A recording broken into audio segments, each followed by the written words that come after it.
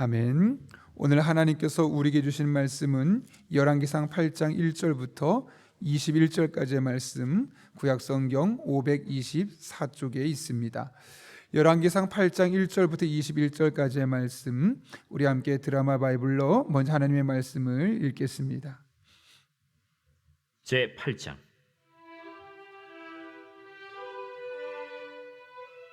이에 솔로몬이 여호와의 언약궤를 다윗성 곧 시온에서 메어 올리고자 하여 이스라엘 장로와 모든 지파의 우두머리 곧 이스라엘 자손의 족장들을 예루살렘에 있는 자기에게로 소집하니 이스라엘 모든 사람이 다 에다님월 곧 일곱째 달 절기에 솔로몬 왕에게 모이고 이스라엘 장로들이 다 이름에 제사장들이 궤를 매니라.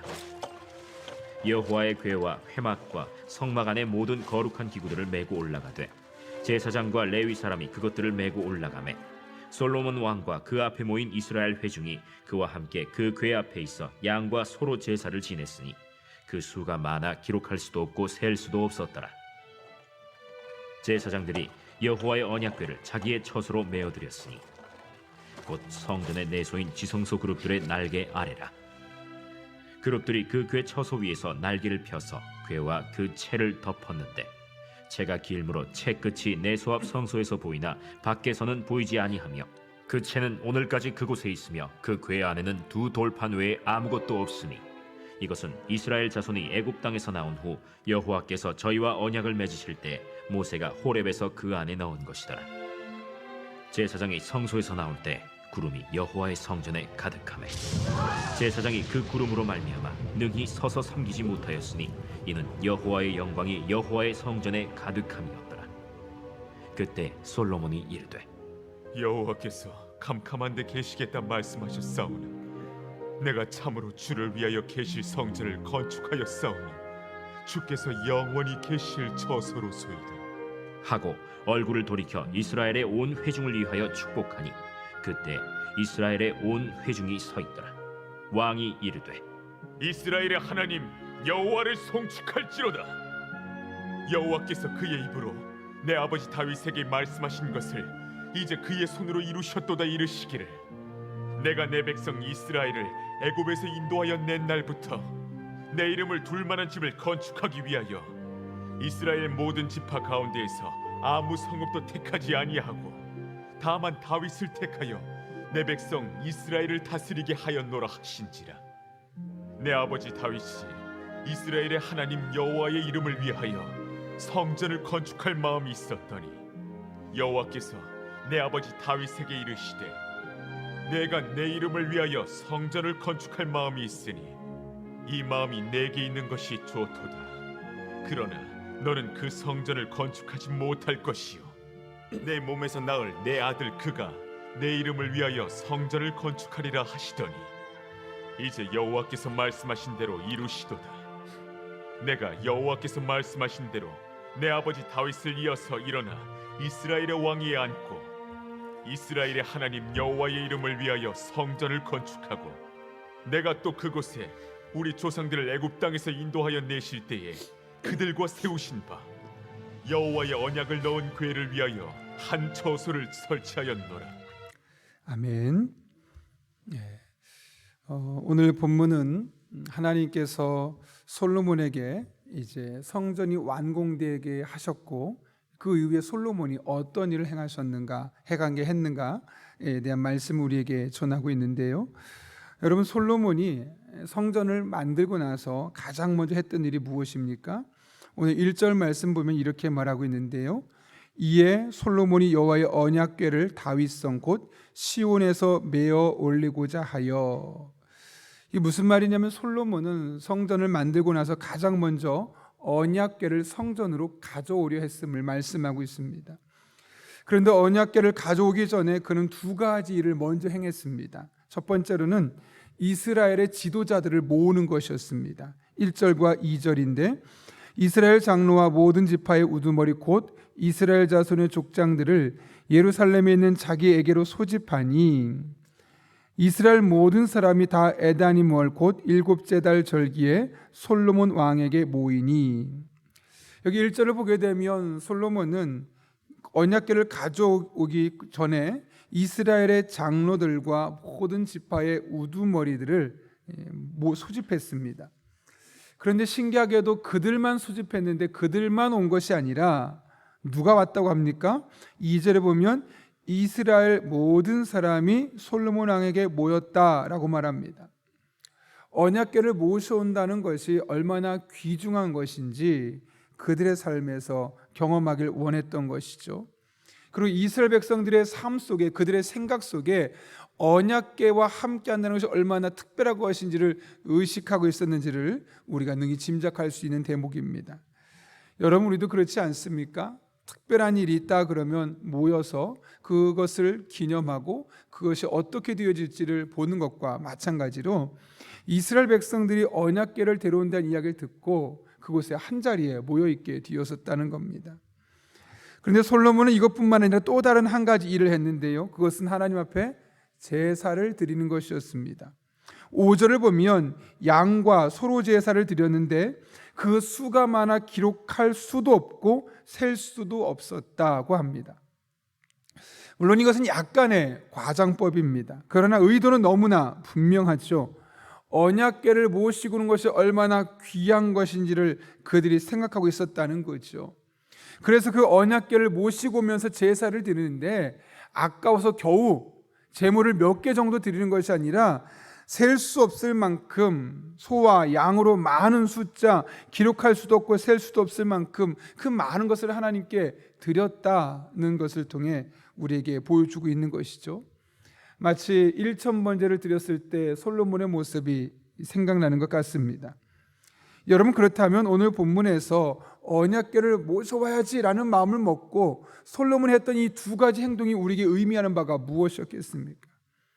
이스라엘의 장로들을 모았는데 장로들과 지도자들만 모인 것이 아니라 모든 백성들이 그 자리에 와서 그것을 함께 참여하고, 또 제사를 드렸는데 그냥 한 번 정도 형식적인 예배가 아니라 양과 소의 제물을 기록할 수도 없고 셀 수 없을 정도로 많은 양을 드렸던 예배, 이 두 가지가 우리에게 무엇을 말하고자 하는 거겠습니까?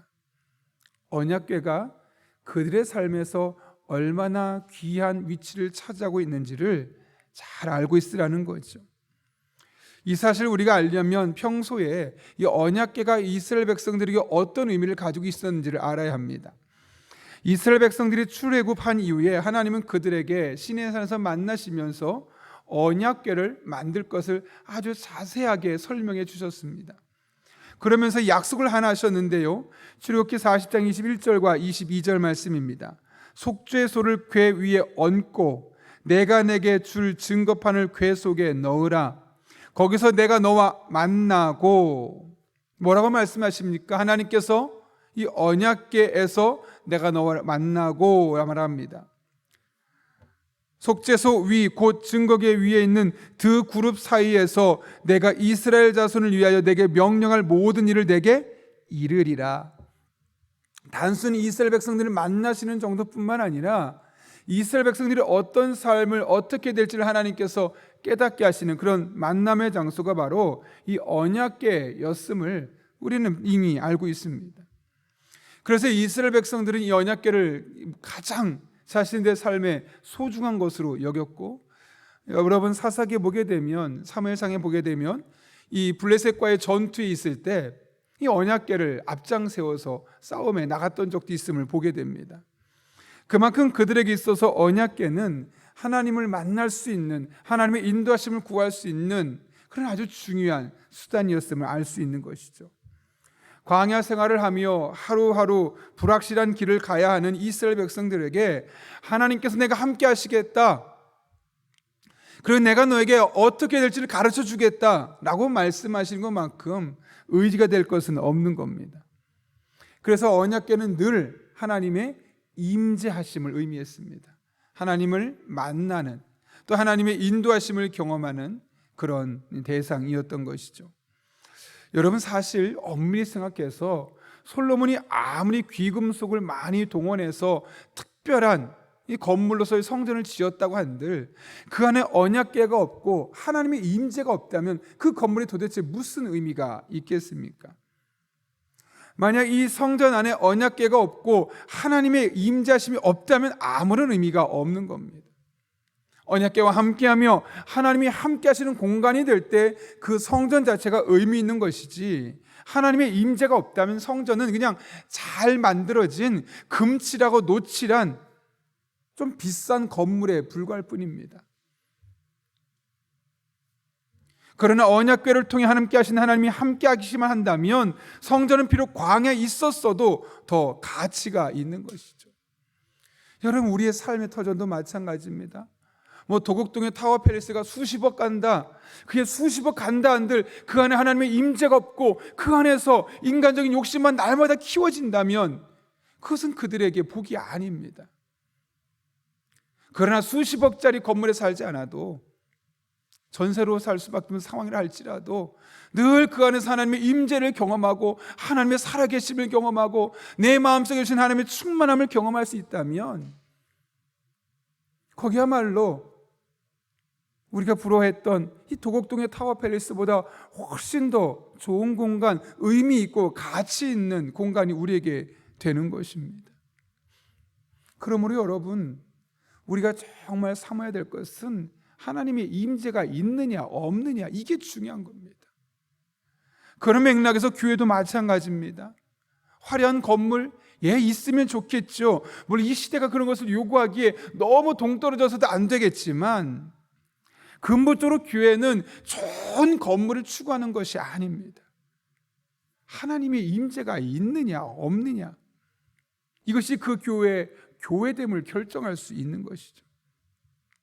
그런 맥락에서 우리가 힘쓸 것은 건물의 외관, 그것에 모든 것을 집중하기보단 어떻게 하면 우리 교회가 하나님의 임재가 있는 교회를 만들 것인가, 이것이 가장 중요한 겁니다. 많은 사람이 모인다고 해서 그 교회가 좋은 교회가 아니라 하나님의 임재가 있느냐, 그 교회 가면 왠지 하나님의 은혜가 느껴지고 하나님의 살아계심 느껴지고 예배하고 싶어지고 더 기도하고 싶어지느냐, 그런 교회가 좋은 교회지. 갔는데 인간적인 욕심들의 이야기만 나오고 하나님 이야기 나오지 않는 교회라면 그 교회는 절대로 좋은 교회가 아닙니다. 그러므로 여러분, 우리가 무엇에 힘써야 되겠습니까? 우리 교회 안에 늘 이런 하나님의 임재, 하나님 만난 이야기, 어떻게 하면 하나님을 더 깊이 만날 수 있을까? 이런 고민들이 교회 안에 나와야 되지 않겠습니까? 집값이 오르는데 물론 그런 걱정해야 되겠죠. 우리가 어떻게 해도 안정적인 노후를 대비할 수 있을까? 무시할 수 없는 건데 늘 그런 이야기, 성공, 돈, 이런 것에만 목마르고 교회 안에서 늘 그런 이야기만 있다면 그것은 사실 교회라고 할 수 없는 거죠. 그런 필요가 당연히 있지만 그럼에도 불구하고 그런 속에서 어떻게 하면 하나님을 조금 더 바라볼 수 있고 하나님께로 내 마음이 향할 수 있느냐. 왠지 교회에 오면 나도 모르게 내가 하나님을 자꾸 바라보게 되고 더 기도하게 되고 하나님의 뜻을 찾게 되고, 그래서 믿음이 없던 사람도 왠지 교회 오면 그래서 믿음이 조금씩 커져가는 것, 성장해가는 곳, 그런 교회가 좋은 교회죠. 우리의 눈을 다른 곳으로 향하게 하는 것이 아니라 하나님을 향하게 하고 하나님의 은혜에 목마른 사슴 갈급한 것처럼 정말 하나님 또 찾게 만드는 곳, 그런 것이 정말 좋은 교회라는 것을 우리는 깨닫게 됩니다. 같은 관점에서 우리가 교회에 나오는 이유를 명확하게 정의해야 합니다. 여러분, 교회 왜 나오십니까? 은혜 받으려고 나오죠. 보다 신학적으로 표현하면 하나님의 임재를 경험하기 위해 우리가 함께 기도하고 함께 예배하는 겁니다. 우리가 교회에 모이는 목적은 너무나 분명합니다. 하나님의 임재를 경험하는 겁니다. 하나님의 살아계심을 경험하는 겁니다. 나의 크고 작은 삶의 문제에 하나님 앞에 가지고 나왔을 때 그것을 긴밀히 반응하시면서 나로 하여금 어떻게 해야 될지를 깨닫게 하시고 하나님 원하시는 방향으로 인도하시는 그 하나님을 경험하는 것, 그래서 우리가 교회에 나와야 하는 것이죠. 오늘 열왕기상의 저자는 우리에게 이 사실을 말씀하고 있는 겁니다. 이스라엘 백성들이 그렇게 하나님의 임재를 사모했다는 것. 그래서 언약궤를 가져올 때 굳이 모이라고 하지 않았음에도 불구하고 먼저 모여서 기다리고 있었고, 양과 소로 제사를 드리는데 그 제물이 셀 수 없을 만큼 많음에도 불구하고 아까워하지 않냐고 하나님 앞에 예배를 드렸던 그 이스라엘 백성들, 어떻게 하면 우리 삶 가운데 하나님의 임재가 끊어지지 않게 할까? 그것이 그들의 주요 관심사였습니다. 우리에게도 이런 은혜가 있기를 바랍니다. 모이라고 해서 어쩔 수 없이 모이고, 기도하라고 하니까 어쩔 수 없이 기도하는 것이 아니라 그냥 하나님의 임재가 너무너무 좋은 것, 내 삶에 나를 찾아와 주시고 위로와 주시고 새 힘 주시고 필요한 능력과 지혜를 주신 하나님, 그냥 그 하나님 만나는 게 너무 좋은 거, 어떤 특별한 목적이 있어서가 아니라 그냥 하나님 생각하면 좋고, 그냥 교회 와서 기도하면 너무 행복하고, 하나님 안에서 이 세상의 모든 어려움과 모든 환경들을 초월해서 그냥 하나님과 함께 거하는 삶 자체가 행복한 것, 그것이 우리의 삶, 바로 저와 여러분 한 분 한 분의 삶이 될 수 있기를 예수님의 이름으로 축원합니다. 그런가 하면 이어지는 본문을 보게 되면 성전을 봉헌한 후에 솔로몬이 그 다음을 했던 일이 있습니다. 그 14절 보면 뭐라고 말씀합니까? 이렇게 말하죠. 얼굴을 돌이켜 이스라엘의 온 회중을 위하여 축복하니. 여러분, 솔로몬이 성전을 건축하고 언약궤를 모시고 와서 가장 먼저 했던 일이 무엇입니까? 이스라엘 백성들을 축복했다고 합니다. 그 자리에 서 있었던 온 회중을 축복했다는 것이죠. 그럼 여러분, 이스라엘 백성을 솔로몬이 어떻게 축복했습니까? 말로 축복을 빌어줬습니까? 아니면 왕이니까 갖고 있던 은금을 하나씩 나눠줬습니까? 아니면 내가 당신들의 미래를 책임지겠다고 말하면서 그들의 미래를 보장해 주었습니까? 오늘 축복하니 라고 그 뒤에 이어지는 말씀 보게 되면 솔로몬이 이스라엘 백성들을 축복했던 것은 말로 복을 빌어주거나 은이나 금을 나눠주거나 내가 당신들의 미래를 보장해 주겠다고 말하지 않았음을 보게 됩니다. 오히려 15절부터 21절까지의 말씀을 짧게 요약하면 하나님께서 다윗에게 하신 약속을 이루신 것이 바로 성전 완공이었다, 그 사실을 이스라엘 백성들에게 알려주는 것이었습니다.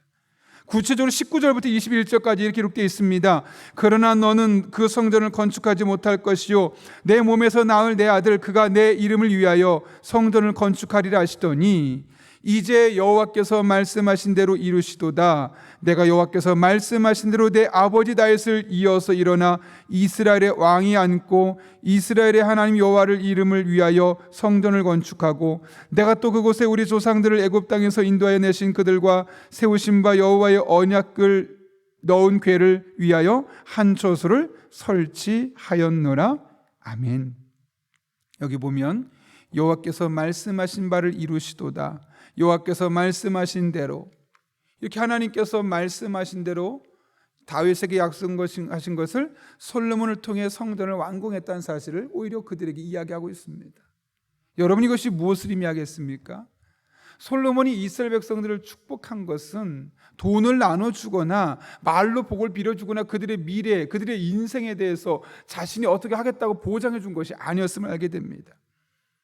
오히려 진짜 축복은 그런 것이 아니라 바로 이스라엘 백성들의 삶 가운데 말씀대로 행하신 하나님을 알려주는 것, 그것이 진짜 복이었음을 보게 되는 것이죠.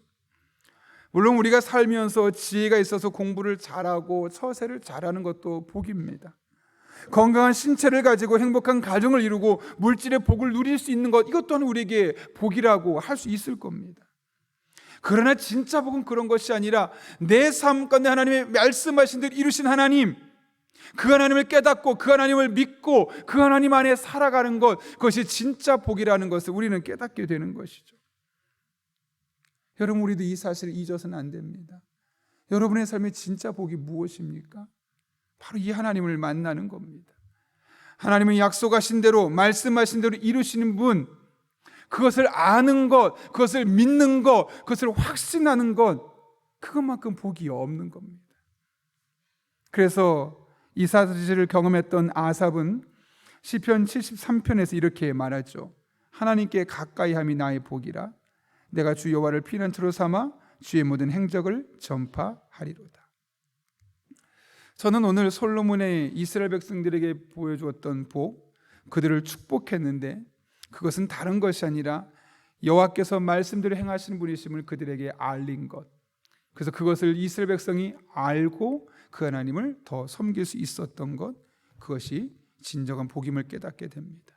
우리 또한 내 삶에 가장 복된 것이 무엇인가?